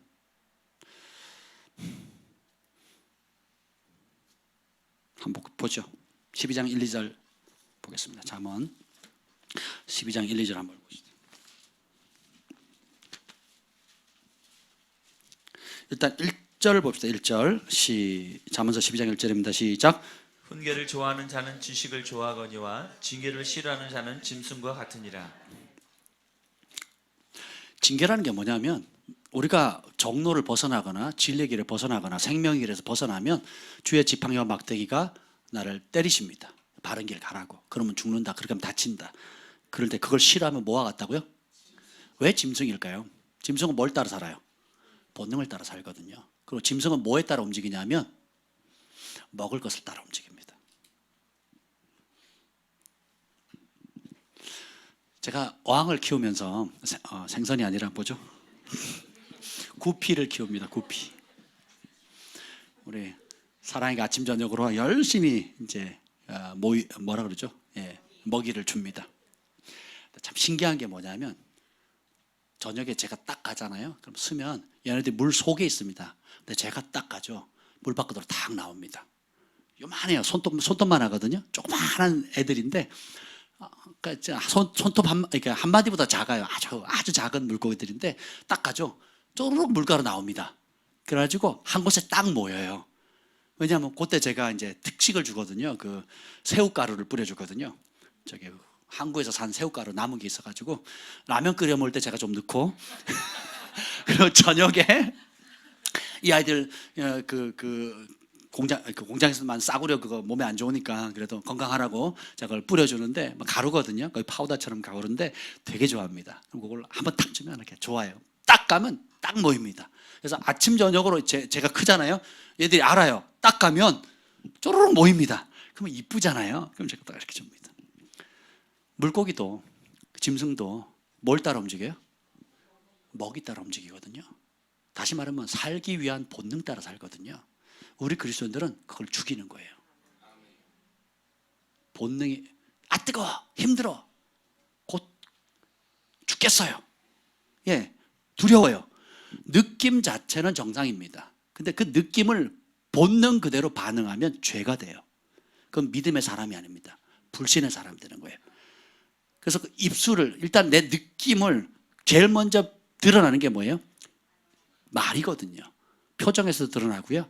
말이거든요. 근데 이 말을 어떻게 하느냐? 모세는 두려워하지 마라. 하나님이 함께 하신다. 가만히 있어라. 왜? 그 외통수 건 사람이 누구라고요? 아니 거기 텐트 칠 장소를 모세가 알았어요, 몰랐어요? 몰랐어요. 모르니까 어디로 가라는 걸 정확하게 장소를 알리잖아요. 빼도 박도 못하는 곳. 그냥 딱 갇혀 있는 곳이에요. 딱 갇혀 있는 곳. 제가 제프 젠슨 목사님이 제가 미국 갔을 때 그림을 하나 선물해 주셨거든요. 그래서 구름기둥, 불기둥이 있고, 그 다음에 이제 해변가에 이제 그림이 나오는데, 그 해변가에 보면 이렇게 삼각지처럼 돼 있습니다. 그리고 곧 딱 들어가면 못 나와요. 네. 물고기 어항 놓듯이 잡을 때 들어가는 길은 넓지만 딱 들어가면 못 나오잖아요. 그래서 덫을 넣어서 물고기 잡는 것처럼 또 그런 구조예요. 그림 자체가. 거기다 탁 집어넣은 거예요. 그러니까 하나님이 하셨는데, 그러니까 앞서 알려주셨거든요. 앞서 알려줬는데 사람들의 반응은 그 말씀을 의지하는 게 아니라 뭐예요? 보이는 것을 의지합니다. 그리고 내 감정과 기분을 의지합니다. 그리고 그것에 내 입을 방치시켜요. 내 감정을 거기에 복종시켜버리는 겁니다. 여러분의 입술을 느끼는 그대로 방치시키면 큰일 납니다. 마지막 심판 때 내 말이 너희를 심판할게 무슨 무익한 말하든지 직고하리라 그랬거든요. 그런데 이 믿음의 사람들을 보세요. 여호수아 갈렙도 보면 저들이 우리의 밥이다. 가만히 있어라. 흔들리지 마라. 요동치 마라. 하나님이 함께 하신다. 아멘. 그게 발휘하는 거예요. 아는 것은 의미가 없습니다. 발휘하기 전까지. 믿음에 대해서 알고 믿음의 정의도 알고 회개도 알고 회개의 정의도 알고 기적의 방법도 알지만 아는 것은 의미가 없어요. 그 자리에 멈춰 있으면 발휘하는 거예요. 입으로 고백하는 겁니다. 안 그러면 어떻게 해요? 생각하는 그대로 휩쓸려 가고요. 여러분이 말하는 그대로 죽겠다 죽겠다 죽겠다 안 된다 안 된다 안 된다는 그대로 되는 거예요. 왜 안 된다 죽겠다는 전제가 뭡니까? 그 일에 하나님이 개입할 수 없다는 거예요. 이 문제는 하나님이 다룰 수 없다는 겁니다. 내 병 못 치유하고 내 가정 문제 해결할 수 없고, 아니 교회에서는 그렇게 안 배웠잖아요. 지금 아멘 하셨고 2번 아멘 아멘도 하시고 3번 아멘 아멘 아멘 할렐루야까지도 하는데 실제로 문제가 딱 부딪히면 시련, 어려움, 외통수 딱 걸리면 어떻게 돼요? 입이 더러워지거든요. 그래서 뭐 합니까? 세상 사람들이 하는 말 그대로 합니다. 그리고 세상의 소위 전문가라고 하는 사람들의 말을 그대로 따라요. 그럴싸한데 다 죽이는 말이에요. 그럴싸한데 하나님을 다 대적하는 말이에요. 이게 이성과 논리가 주는 위험한 말. 고린도후서에 보면 모든 생각을, 이론, 하나님을 대적하여 높아진 모든 이론들을 싸그리 사로잡아서 그리스도 말씀에 복종시켜야 되거든요. 그럼 우리가 초점 쉽게 가면 뭐예요? 뭐에 초점 맞추면 돼요? 말씀에 초점을 맞추면 돼요. 말씀을 모르면 초점도 못 맞춰요. 뭐 알아야지. 그래서 우리가 신약부터 일독하자고 했잖아요. 이 안 하는 우리 학생들은 가만 안 놔둘 거야. 좀만 할 때 하자. 왜 아멘 안 하니? 주연 아멘. 잘하는 사람에게 제가 상 줄 거예요. 그래서 제가 우리 중고등부 따로, 뭐 청년부 따로 상을 줄 겁니다. 아멘. 어린이들 따로 줄 거예요. 그 수준에 제일 좋아하는 것들로. 아멘. 할렐루야. 저는 한다면 합니다. 아멘. 네. 왜요? 알아야 그 상황에 시련이나 어려움이 딱 부딪혔을 때 잡을 게 있죠.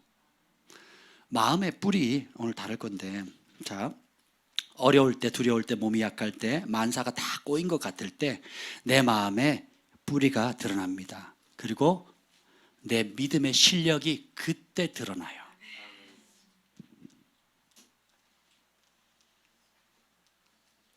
정직합시다. 그게 진짜 모습이에요. 그게 진짜 모습이라니까요. 좋을 때 말고, 물론 좋을 때도 교만함을 드러낼 때가 있지만 어쨌든 간에 특별히 이해되지 않는 상황, 이해되지 않는 타이밍, 내가 자꾸 딜레이 되거나 연기되거나 내가 생각하는 방식으로 풀어지지 않을 때, 또 막 꽉꽉 막혔을 때, 그때 내가 무슨 말하는가 한번 보세요. 기도는 하는데 또 작정도 하고 또 뭐예요? 금식도 하는데 그렇게 기도는 했어요. 할렐루야, 좋은 일이죠. 했는데 기도한 다음에 내뱉는 말이 더 중요해요. 기도한 다음에 내뱉는 말과 행동이 더 중요하다고요.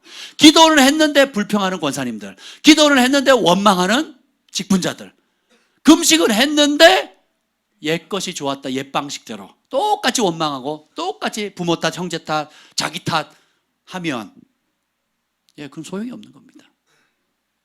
생각해 보세요. 그래서 여호와께서 우리를 위해 싸우실 것이다. 왜? 우리 하나님은 살아계시니까. 그리고 그러니까 니네 좀 가만히 있어. 좀 그만 좀 투덜거려. 죽을 소리 좀 그만해 라고 하는 거예요. 오늘 잠언서 12장 12절, 이게 정말 제 마음에 팍 꽂혔어요. 잠언서 12장 12절입니다. 외우기도 좋아요. 12장 12:12예요. 12:12 때 아시죠? 한번 봅시다. 시작. 악인은 불의의 이익을 탐하나 의인은 그 뿌리로 말미암아 결실하느니라.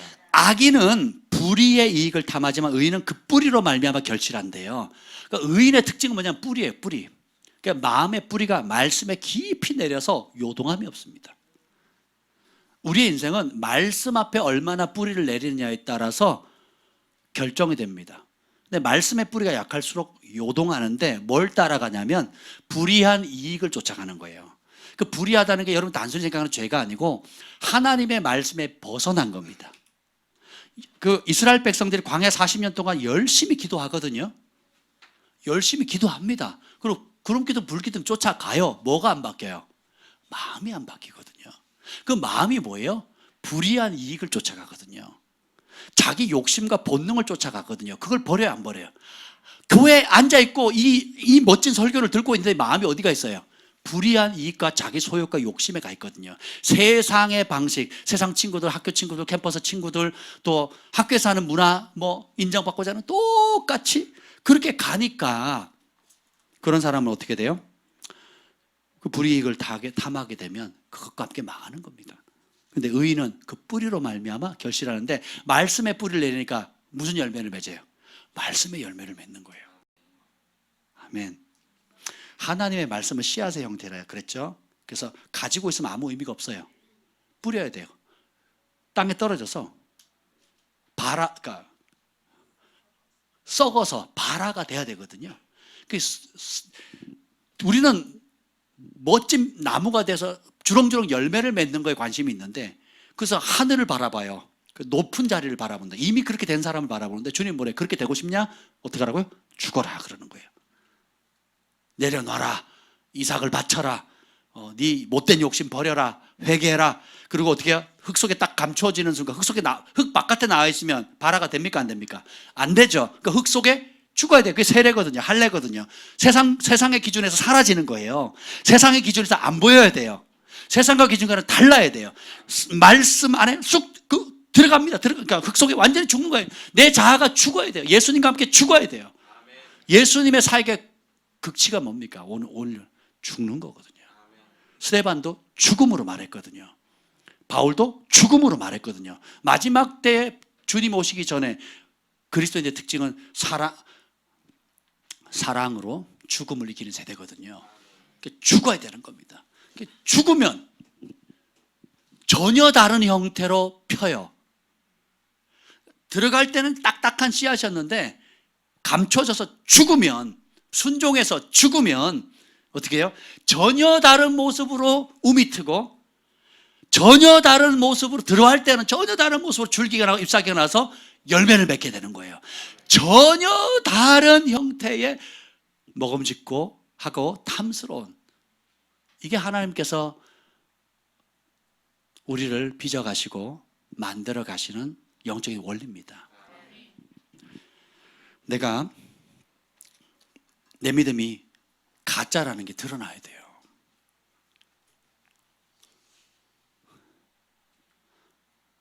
내 믿음의 실력이 이거밖에 안 되라는 걸 인정하셔야 됩니다. 그걸 인정 안 하니까 자꾸 감투를 씌우려고 그래요. 직분 얻으려고 하고 다른 걸로 인정받으려고 하는 거예요. 다른 걸로 좀 열심히 봉사하고 좀 헌금 좀 하고 좀 이렇게. 그게 중요한 게 아니라니까요. 가짜 믿음은 귀신의 믿음이거든요. 기가 막히게 알아요. 근데 예수님처럼 죽지를 않아요. 가짜 믿음은 어떻게 돼요? 열심히 부르짖습니다. 열심히 주님을 따라요. 구름기둥 불기둥을 향해서 따라가는데 이 마음의 소원이 뭐라고요? 뿌리가 애굽에 있었던 걸 더 강화시키는 거예요. 교회를 다니기 전 후가, 전에는 의지할 게 없었는데 이제 의지할 게 생겼어요. 전에는 어떤 영적 경험이 없어서 영적 경험도 생겼어요. 전에는 어떤 능력이 없었는데 영적 은사도 받았어요. 그리고 그 살아계신 하나님, 영적인 은사, 영적인 체험, 수많은 약속을 가지고 어떻게 해요? 내 옛 자아, 내 욕심, 옛날에 세상에서 추구하던 성공, 세상에서 추구하던 욕심을 강화시키고 또 강화시키는 거예요. 더 높아지려고 하고, 더 취하려고 하고, 더 먹으려고 하고, 더 인정받으려고 하고. 마음이 하나님께 고정되지 않는 사람이 나타나는 특징이 있어요. 그게 뭐냐면 자녀가 소원입니다. 마음이 자녀에게 뿌리를 딱 내려 있어요. 더 좋은 학교, 더 좋은 선생님, 더 좋은 학군, 더 좋은 대학. 그러니까 그리고 하여튼 자식이 잘 된다 그러면 뭐든 합니다. 두 번째, 마음이 하나님께 고정되지 않으면 큰 유혹이 돈 버는 거예요. 마음의 뿌리, 동기가 돈에 탁 꽂혔어요. 이 사람이 돈이 된다 안 된다, 이 교회가 가면 돈이 된다 안 된다, 또 항상 돈이 그냥 꽉 잡고 있는 겁니다. 그리고 세 번째가 드러나는 게 여러 다양한 형태의 성공 욕구입니다. 사역자도 예외가 아니에요. 성공하고 인정받고 싶어서. 그러니까 나한테 유익이 되는 사람들, 모든 관심 거기입니다. 이런 본심이 탄로가 나야 돼요. 이런 본심이 아프지만 정직하게 하나님 앞에 깨어져야 됩니다. 아이고, 목사님 저는 안 그래요. 목사님 저희는 안 그래요. 네. 그러면 더딥니다. 요 때만 좀 벗어나면, 요 문제만 해결되면 그 다음에 잘할게요. 그럽니다. 참 어렵습니다. 그러면 보라, 지금이 구원의 날이고 지금이 은혜 받을 때거든요.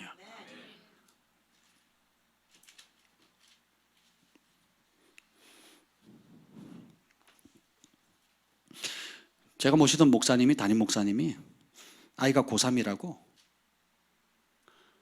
교회 예배를 안 보내요. 그랬었습니다. 공부해야 되니까 주일 아침 일부 예배 일찍 드리고 나머지 공부하래요. 우리 담임 목사님 그러셨어요. 예전에 모시던. 그러니 얼마나 취업해야 된다고, 직장 가야 또 합격해야 된다고, 또 우리 사위 너무 착하고 능력 있고 명문대학 나와 다 좋은데 상담이 왔어요. 왜 뭐가 문제입니까? 교회를 안 다닌대. 예수님을 안 믿는데 다 좋대. 나머지는 다 좋기는 뭐가 다 좋아요. 다 망하는 길이지. 그게 다양한 형태로 교모하게 이 포장된 이 화려한 포장지, 그걸 감추기 위해서 다른 걸 잘해요. 봉사를 잘하거나 목사님한테 잘 섬기거나 또 뭐 성도들에게 서로 잘하거나 뭐 음식을 하거나 이렇게 잘 포장을 하거든요. 그러면 사람들은 좋아할 수 있고, 그러니까 그 영역은 잘하는 건 잘하는 거예요. 근데 하나님 그거 안 보신다니까요. 뭘 보신다고요? 중심의 동력. 그러니까 이 뿌리가, 내 마음의 뿌리가 어디 있는가가 드러날 때 인정하시는 견해입니다. 그리고 그걸 더 투명하게 하나님 드러내 주세요 라고 날마다 기도하셔야 돼요. 제가 데이비드 호건 목사님 만나면서 참 받은 은혜 중에 하나가, 그분이 뭐라 그러는 줄 아세요? 저는 날마다 회개합니다. 그러시더라고요. 날마다 회개한대요. 며칠 전에 저한테 연락이 왔어요. 기도 제목을 보내시면서 이렇게 나와 가족을 위해서 금식하며, 감동되는 대로 금식하면서 기도해 주세요 하면서 기도 제목을 쭉 이렇게 보내셨습니다. 그래서 그분은 매년 40일 금식 기도하시잖아요. 매년 1월은 무조건 40일 하시거든요. 갈 때마다 홀쩍 만나요. 가을에 가면 이러시고 봄에 가면 이러시고 뭐 그러시거든요. 근데 그런 분이 나와 가족을 위해서 감동되시는 대로 기도해서, 그러면서 여러 기도 제목들을 보내셨습니다. 여러분들도 좀 기도해 주시면 좋을 것 같아요.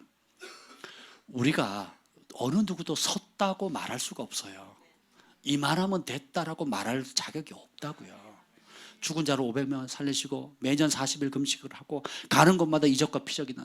제가 인도에서 사건을 아직도 기억해요. 그때 10,000 몇 명이 모였어요. 텐트 같은 곳에 10,000 몇 명이 모였어요. 인도 분들이 핍박이 그 심한 곳에서 가서 예배를 했는데, 설교를 보통 이렇게 예를 들면 40분을 해야 되는데 한 15분을 하시더니 더 이상 못 하겠대요. 지금 하나님의 영광이 임했다는 거예요. 개뿔 무슨 영광, 난 아무 감각도 없는데, 아무 감각이 없어요. 근데 하나님 영광이 임했다는 거예요. 아니 똑같은 장소에 똑같이 예배를 드리고, 제가 얼마나 또 사모하는 사람이에요. 뒷자리 싫거든요. 금자리, 우리 정 목사님 말씀대로 저는 똥자리 싫어요. 금자리, 개털자리도 싫고 그냥 무조건 금자리. 제일 앞에 앉았는데 영광이 임했대. 난 속으로 난 저런 거 너무 싫은데. 꼭 그런 거 있잖아요. 저는 외국 강사님들 많이 모셨기 때문에 지금 임재가 너무 강하대요. 저는 하나도 안 느껴지거든요.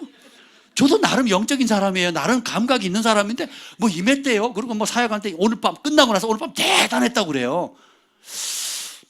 이게 아닌데 이게 아닌데 난 대단하지 않았거든요. 내가 설교해도 난 저거보다 잘하겠다 뭐 이럴 때도 여러 번 많단 말이에요. 근데 목사님이 15분 설교하더니 지금 하나님 영광이 더 이상 설교를 못 하겠대요.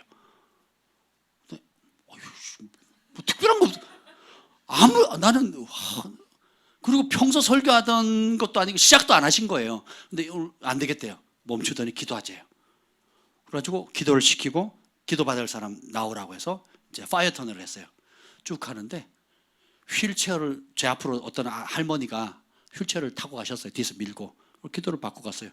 요렇게 받고 쭉 가더니 난리가 난 겁니다. 그 휠체어가 이렇게 앉아서 왔잖아요. 휠체어가 들려서 10,000명의 함성을 지르는 가운데 10,000명이 넘게 왔죠. 그래가지고 뭐예요 이거 막 앞에서 애들이요 막 난리가 난 겁니다. 찬양팀들이 나와가지고, 어린아이들도 그때 되게 많아, 한 50명이 막 올라가지고 막 찬양을 하고요. 이 어린아이들이 막 춤을 추면서 그 기적을 봤잖아요. 저쪽에 함성이 지르고 난리가 난 겁니다. 기타 여러 기적들이 있었는데 가장 가시적으로 나타난 게 뭐예요?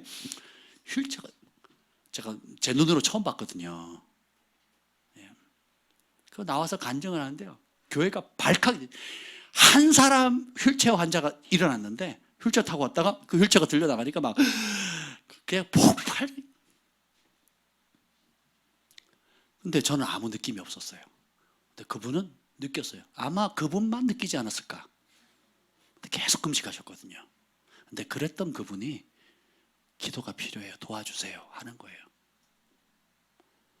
한번 생각해 봅시다. 우리가 바울이 나는 이만하면 됐어, 나만큼만 해 라고 하지 않거든요.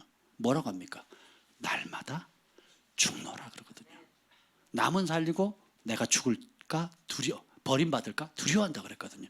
그러니까 우리가 하나님을 가까이 할수록 알아갈수록 어떻게 우리는 더 낮아지고 낮아지게 되는 거예요. 그분의 광대하심 위대하심을 알아갈수록 우리는 어떻게 해요? 그분을 더 경외하게 되는 겁니다. 더 두려워 떨 수밖에 없는 거예요. 그래서 주님을 아는 사람일수록 어떻게 돼요? 더 겸손해질 수밖에 없죠. 저는 그런 생각을 많이 합니다. 많은 사역자들을 보면서 하나님이 진짜 나 같은 사람을 이렇게 변화시키시고 이렇게 부족한 인간을 쓰실 수 있다면 못 쓸 사람이 없는 거예요. 이야, 참 인간적으로 해야 될지 안 해야 될지 모르겠는데 문제가 빵 터졌을 때 우리는 대부분 문제 해결해 달라고, 누구 방식대로? 내 방식대로, 누구 타이밍에? 내가 원하는 때에. 그렇죠? 그 문제 해결이 급해지거든요. 그때 내 마음의 뿌리가 어디에 두고 있는지 볼 수 있는 기회예요. 문제가 땅 터졌을 때. 언제? 위기의 때예요. 언제 내가 손해볼 수밖에 없는 상황, 언제 내가 내 앞가름도 못할 수 있는 그런 상황, 갈 바를 알지 모르는 상황 가운데 주님을 바라보는 거예요. 이전에 역사하시던 구름 기둥, 불 기둥을 보는 겁니다. 아멘. 그리고 하나님이 약속하신 그 말씀을 붙잡는 거예요. 이게 믿음입니다. 위기의 때에 여러분의 마음이 벌거벗겨진 채로 마음의 뿌리가 드러나기를 축복합니다. 시 42편 11절에 보면 내 영혼아 내가 어찌하여 낭망하며 내 속에서 불안해하는고 너는 하나님께 소망을 두라. 나는 그가 나타나 도우심으로 말미암아 내 하나님을 여전히 찬송하리로다. 우리는 이렇게 응답이 오면 감사하겠다는 거예요. 응답이 오면 찬송. 먼저 응답이 오고 먼저 내 뜻대로 되고 먼저 뭔가 손에 잡히면 그때 감사하고 찬양하겠다는 거죠. 근데 성경은 반대입니다. 그건 믿음이 아니에요. 그건 세상의 방식입니다. 성경은 거꾸로 하나님 살아계시는 거 알고 이전에도 경험했죠. 저는 그런 생각을 자주 합니다. 내가 지금 목숨 부지하고 있는 것 자체가 하나님이 살아계시다는 기적이다. 여러분 나름대로 말 못하는 그런 스토리들이 있을 겁니다. 내가 지금 목숨 깔딱깔딱 주님이 붙들지 않았으면 이미 흙 속에 묻혔을 겁니다. 그랬을 거예요. 저만 그런가요? 저만 그렇습니까? 내 존재 자체가 하나님이 살아있다는 산간증이에요. 여러 영적인 체험들을 둘째치고 하나님의 기도 응답, 재정의 응답, 여러 가지 축복 그런 거 둘째치고 내 목숨이 태어난 거, 지금까지 살아온 거, 현재 목숨이 붙어 있는 거, 지금 이 자리에 있는 것 자체가 하나님이 살아계시다는 산증인 겁니다. 그것만 봐도 벌써 달라지거든요. 그리고 이전에 하나님이 응답하셨던 그 하나님의 역사하심을 소중히 여기셔야 돼요. 망각은 범죄입니다. 이스라엘 백성은 망각하거든요. 어제의 기적을 하루만 지나면 망각해버려요. 뭐 때문에? 오늘의 문제 때문에, 오늘의 불편함 때문에, 오늘 내 뜻대로 안 되는 그것 때문에 다 망각해버리거든요. 과거에 하나님 어떻게 역사하셨는지, 어떤 놀라운 이적을 행하는지 그게 출애굽기에 계속 반복되거든요. 우리는 보면 미련한 놈들, 내가 구름기둥 불기둥 하나님의 음성을 시내 산에 들었다라면 안 그랬을 걸, 다 그렇게 생각하죠. 여기 저도 그렇게 생각해요. 안 그러세요? 아유, 신령하신 분. 아멘. 저는 그렇게 생각했거든요. 야, 진짜 불기둥 구름기둥 만나봤으면 난 그것만 행복할 텐데. 웬걸요? 저도 똑같더라고요. 이전 하나님이 아무것도 없을 때 공급해 주시고, 유학 갈 때도 땡전 한 푼 없었거든요. 근데 하나님이 3년을 기도했더니 전혀 우리 기도 제목을 모르는 분이 와가지고 전액 잔금 대시겠다고 그러고, 그죠? 방배동에 서울에 방을 얻어야 되는데 진짜 제로였거든요. 그래서 1,000만 원 누가 제일금융권을 빌려주면 지하 단칸방이라도 얻어야 되겠다, 이런 상황에 유학해서 순종해서 한국에 왔는데 어디 갈 데가, 우리 다 여기 증인들 있잖아요. 진짜 제로예요. 감춰놓은 게 없었어요. 감출 것도 없었고 진짜 제로였거든요. 2만 원, 할렐루야. 이만하면 됐습니다. 네, 서초구 방배동에 진짜 방을 주시고, 또 부산에 내려가는데 또 돈이 없잖아요. 제 차 팔았어요. 차 팔아도 돈이 되나? 안 되죠. 근데 거기 보면 우리가 67평 그 달맞이 고개, 그 부자들이 산다는 그곳에. 정기영 목사님 대단하신 분 같아요. 싼 동네 많은데 제일 비싼 동네 구경을 시키신 거예요. 거기 67평에 그 배치가 때는 벽난로 때는 곳에서 바닷가가 바로 산책로가 다 바닷가입니다. 거기서 1년 동안 저희가 있었거든요. 더 내고 더 놀란 건 그 대식구를 데리고 이제 서울로 올라와야 되는데 이게 뭐 첩첩산중이죠. 그래서 그러니까 이런 기억들이 많아요. 그러니까 우리 8식구입니다. 뭐 돈 얼마 있습니까? 없습니다. 방이 4칸이 필요하고 화장실이 몇 개가 필요하고 그랬더니 부동산에서 쫓아내더라고요. 근데 어른 목사님이 소개해 준 데로 딱 갔더니 아 그래요? 알아볼게요. 석 달을 알아보시더라고요.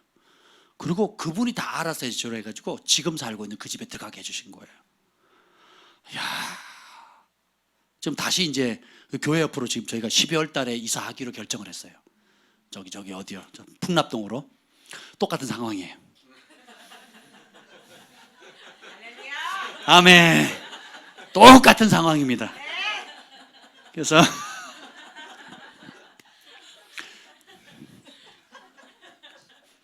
제가 부동산을 지금 가고 있고 집을 몇 군데 집도 정했습니다. 기도합니다. 지금 기도하고 있고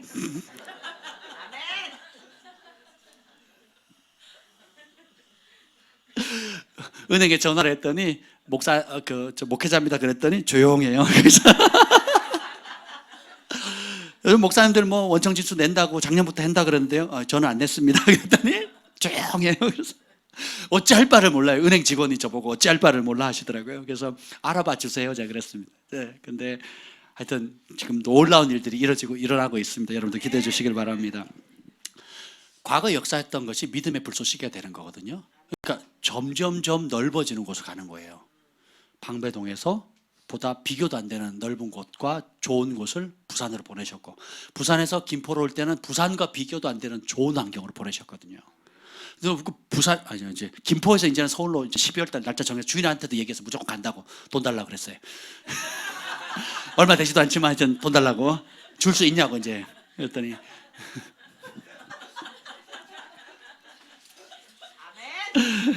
날짜도 정했고 집도 정했어요. 그리고 현 주인한테 너무 깨끗한 집을 주셔가지고 그래서 제가 부동산에 얘기해서 일단 1,000만 원만 좀 깎아달라고 그렇게 그랬습니다. 하여튼 근데 뭐 비교가 안 되는 곳이죠. 사실은 이게 김포에서 이렇게 송파구 한복판에 온다는 것은 비교도 안 되는 곳인데 저는 하나님께서 굉장히 큰 기쁨과 기대감을 줘요. 저희가 대화하다가 김 목사님 하나님께서 이 집을 주실 것 같아요. 아멘. 저도 믿습니다. 그래서 되고 난 다음에 기뻐하는 게 아니에요. 되고 난 다음에 감사하는 게 아닙니다. 이전에도 하셨으니까 이전에도 도우셨고 그러니까 오늘도 도우신다는 거예요. 순종하는 자에게 여호와를 기뻐하면 그 소원을 이루어주시거든요. 우리는 소원 들어주면 기뻐한다고 착각해요. 그건 믿음도 아니고 소망도 아니에요. 여호와를 기뻐하면 그분의 신실하심, 그분의 전능하심, 그분의 지혜, 그분의 섭리, 그분이 행하시는 모든 일들, 나와 내 주변의 사람들, 또 우리 성도들 말씀에 순종한 수많은 사람들의 간증을 보면 앞서 기뻐할 수 있고 그런 하나님을 기뻐할 수 있겠죠. 그러면 그렇게 기뻐하는 자에게 소원을 들어주신다는 거예요. 우리 하나님의 방식이 그와 같다는 겁니다. 나의 평생의 여호와의 선하심과 인자하심이 정녕 나를 앞서가는 게 아니에요. 어떻게 해요? 뒤따라간다. 어떻게 해요? 말씀 주시면 그 말씀의 빛이 떨어진 곳에 한 발의 순종의 발을 디디면 은총이 따라오는 거예요. 또 한 발을 내디면 깜깜한데 벼랑 끝인지 어딘지 모르겠는데 주님 말씀하시면 순종하고 한 발을 내디면 그 다음에 선하심과 인자함에 그것이 따라오게 되는 거예요. 앞서 감사하고 앞서 기뻐하고 앞서 주님의 신실하심을 신뢰해드리면 그걸 기뻐하셔서 주님이 이루어주시는 겁니다. 이게 하나님이 역사하시는 방법이라는 거예요. 근데 짐승은 본능 따라 사는 겁니다. 시 49편 20절 여러분 잘 아시죠? 존귀에 처하나 깨닫지 못하는 자는 멸망하는 짐승과 같다 그랬거든요. 짐승은 본능을 따라 계속 움직여요. 먹이 따라, 이득 따라, 그럼 내 계산 따라. 예. 대학교 들어가기 전, 시집 가기 전, 취직하기 전, 출산하기 전, 집 사기 전, 승진하기 전, 무슨 시험 보기 전, 그 타이밍 있잖아요. 딱딱딱. 근데 그때 꼭 뭐예요? 또 부흥의 직전. 하여튼 우리 인생에 굴곡이 딱 있을 때마다 그때마다 시련이고 어려움이거든요. 또 몸이 아플 때라든지 이런 그 타이밍에 딱 외통수 딱 걸렸을 때 우리의 마음의 뿌리가 우리의 마음의 실상이 어디에 있는지 하나님께 보여드릴 때예요. 나 자신을 볼 때입니다. 그리고 내 믿음이 어느 만큼 자랐는지, 내 믿음의 실상이 어떤지를 뻘거벗긴 채 드러나는 때인 거예요. 억울하십니까? 기회입니다. 고통스러우세요? 네. 여러분의 믿음을, 실상을 정직하게 나타낼 때입니다. 근데 의인은 성령을 따라 예수님께 고정합니다. 어떤 상황이든지 말씀을 잡는 거예요. 우리 차 목사님 말씀 기도 강조하시잖아요. 제가 시편 기도하고 있거든요. 말씀 기도하고 잠은 붙들고 기도합니다. 너무너무 좋아요. 허공치는 듯 기도하는 것이 아니라 말씀 붙들고 기도하는 거예요. 그제는 이제 잠언서 12장 12절을 붙들고 기도했습니다. 악인은 불의한 이익을 따라 살지만은 의인은 그 뿌리를 견고하게 둔다 그랬거든요. 그 뿌리로 말미암아 결실한다 그랬거든요. 그럼 주님께서 지금 요 시즌을 통해서 제게 다루시는 게 뭐냐? 네 마음의 동기가 뭐냐? 네 마음의 뿌리가 뭐냐? 저는 이제 칙으로 말하면 드러난 칙 덩쿨을 계속 잘라내려고 했어요. 그리고 그건 실제로 제가 잘못한 거고 제가 범죄한 것이고 제 부족함은 허물이에요. 그걸 맞습니다. 주님 제가 잘못했어요. 맞아요. 제가 잘못했어요. 저는 이제 나타난 덩쿨을 계속 잘라내려고 했는데 주님 거기에 관심이 없으세요. 뭐에 관심이 있어요? 뿌리에 관심이 있어요. 네 근본 마음의 동기가 뭐냐? 그러면서 주님이 질문하신 게 그거거든요. 네가 나를 사랑하느냐? 네 주님 하는데 막 눈물이 활칵 쏟아지더라고요. 내 사랑이 불완전하고 내 사랑이 들쭉날쭉 변덕스러움에도 불구하고 그런 사랑도 주님께서 내 중심의 그 순수한 동기를 받으시는 거예요. 네 주님 사랑합니다 하는데 처음 주님을 만났을 때 지금까지 베푸신 은혜들이 주마등처럼 싹 지나가는 거예요. 그리고 그 다음 주일날 아침에 무릎을 꿇었을 때 주님께서 내가 너를 축복하기로 작정했다 그러시는 거예요. 여러분 진짜 주님의 음성을 들으면 그건 지울 수가 없습니다. 그게 안 떠나요. 그래서 코끝이 찡하면서 눈물이 계속 나는 거예요. 내가 너를 축복하기로 작정했다. 아무 조건, 자격 때문이 아니라 내가 너를 사랑하기 때문이다. 그 한마디로 우리 주님이 조건을 따라 사랑하시는 분이 아니에요. 존재 그 자체로 우리는 사랑받는 자입니다. 아멘. 보면 이익을 따라 계속 움직이고 욕심을 따라 움직이면 진리의 통제를 받지를 못합니다. 본능을 따라 내 혈기대로 내 감정대로 기분대로 움직이게 되거든요.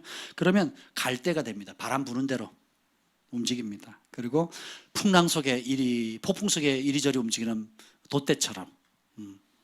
그래서 그렇게 되면 어떻게 되느냐? 기도도 하고 신앙생활 하는데 어떻게 해요?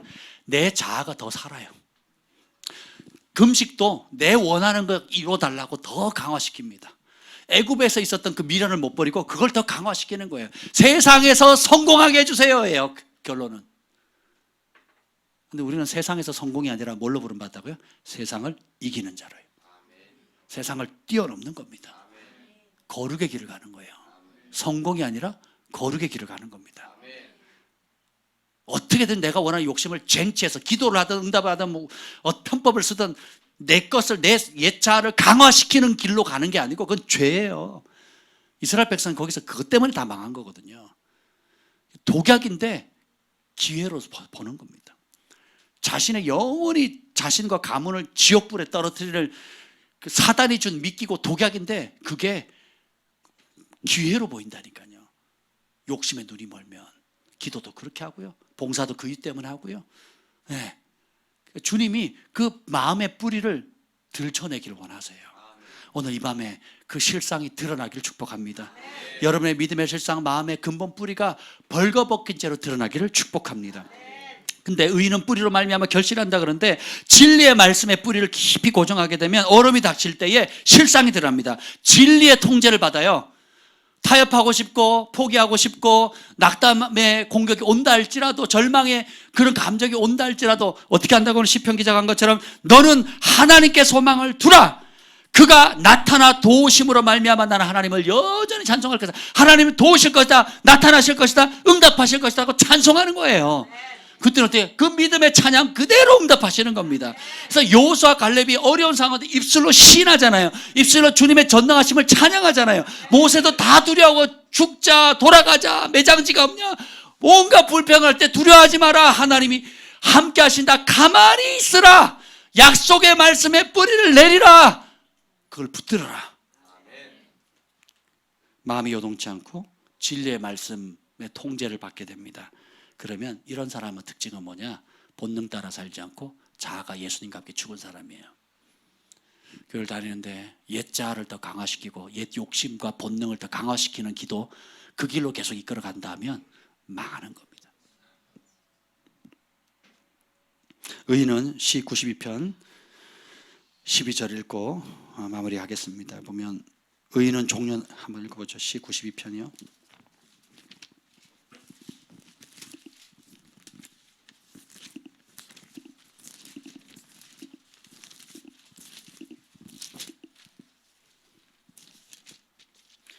92편 12절부터 15절까지 읽겠습니다. 시작. 의인은 종려나무같이 번성하며 레바논의 백향목같이 성장하리로다.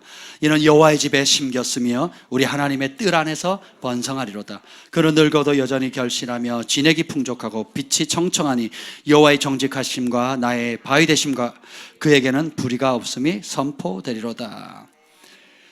종려나무 레바논 백향같이 성장하는데 어디에 심겼다고요? 여호와의 집에.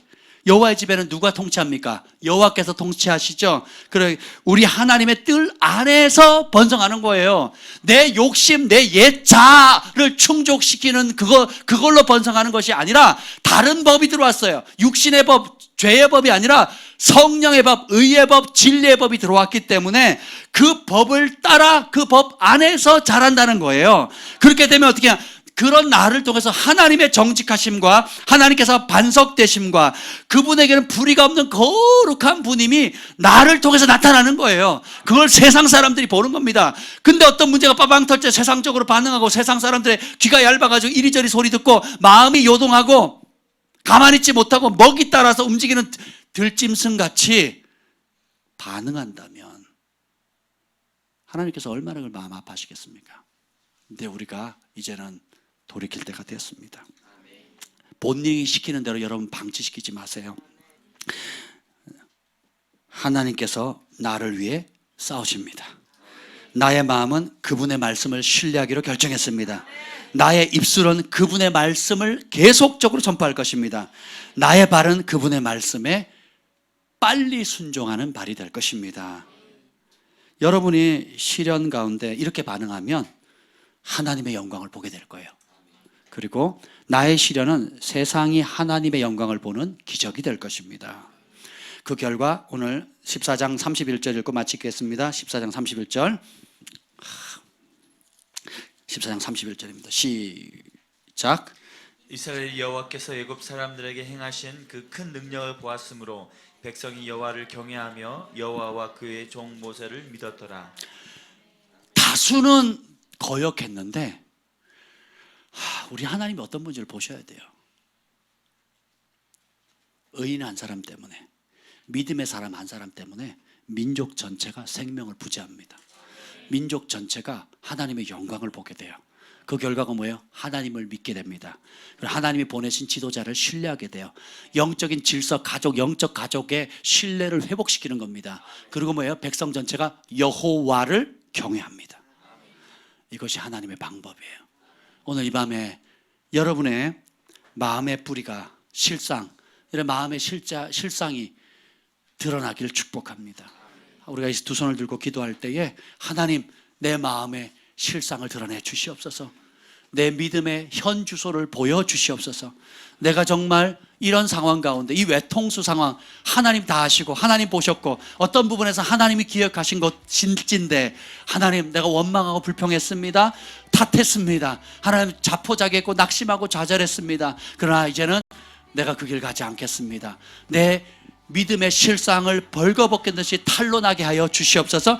정직하게 인정하게 하여 주옵소서. 그리고 깨끗이 씻겨주셔 내 본심이 들통나게 해주시고 그 자리에 하나님의 말씀의 물로 씻겨 주시옵소서. 의인은 그 뿌리로 말미암아 결실하리라. 우리의 내 뿌리가 어디에 깊이 박혀 있는지 보게 하여 주시옵소서.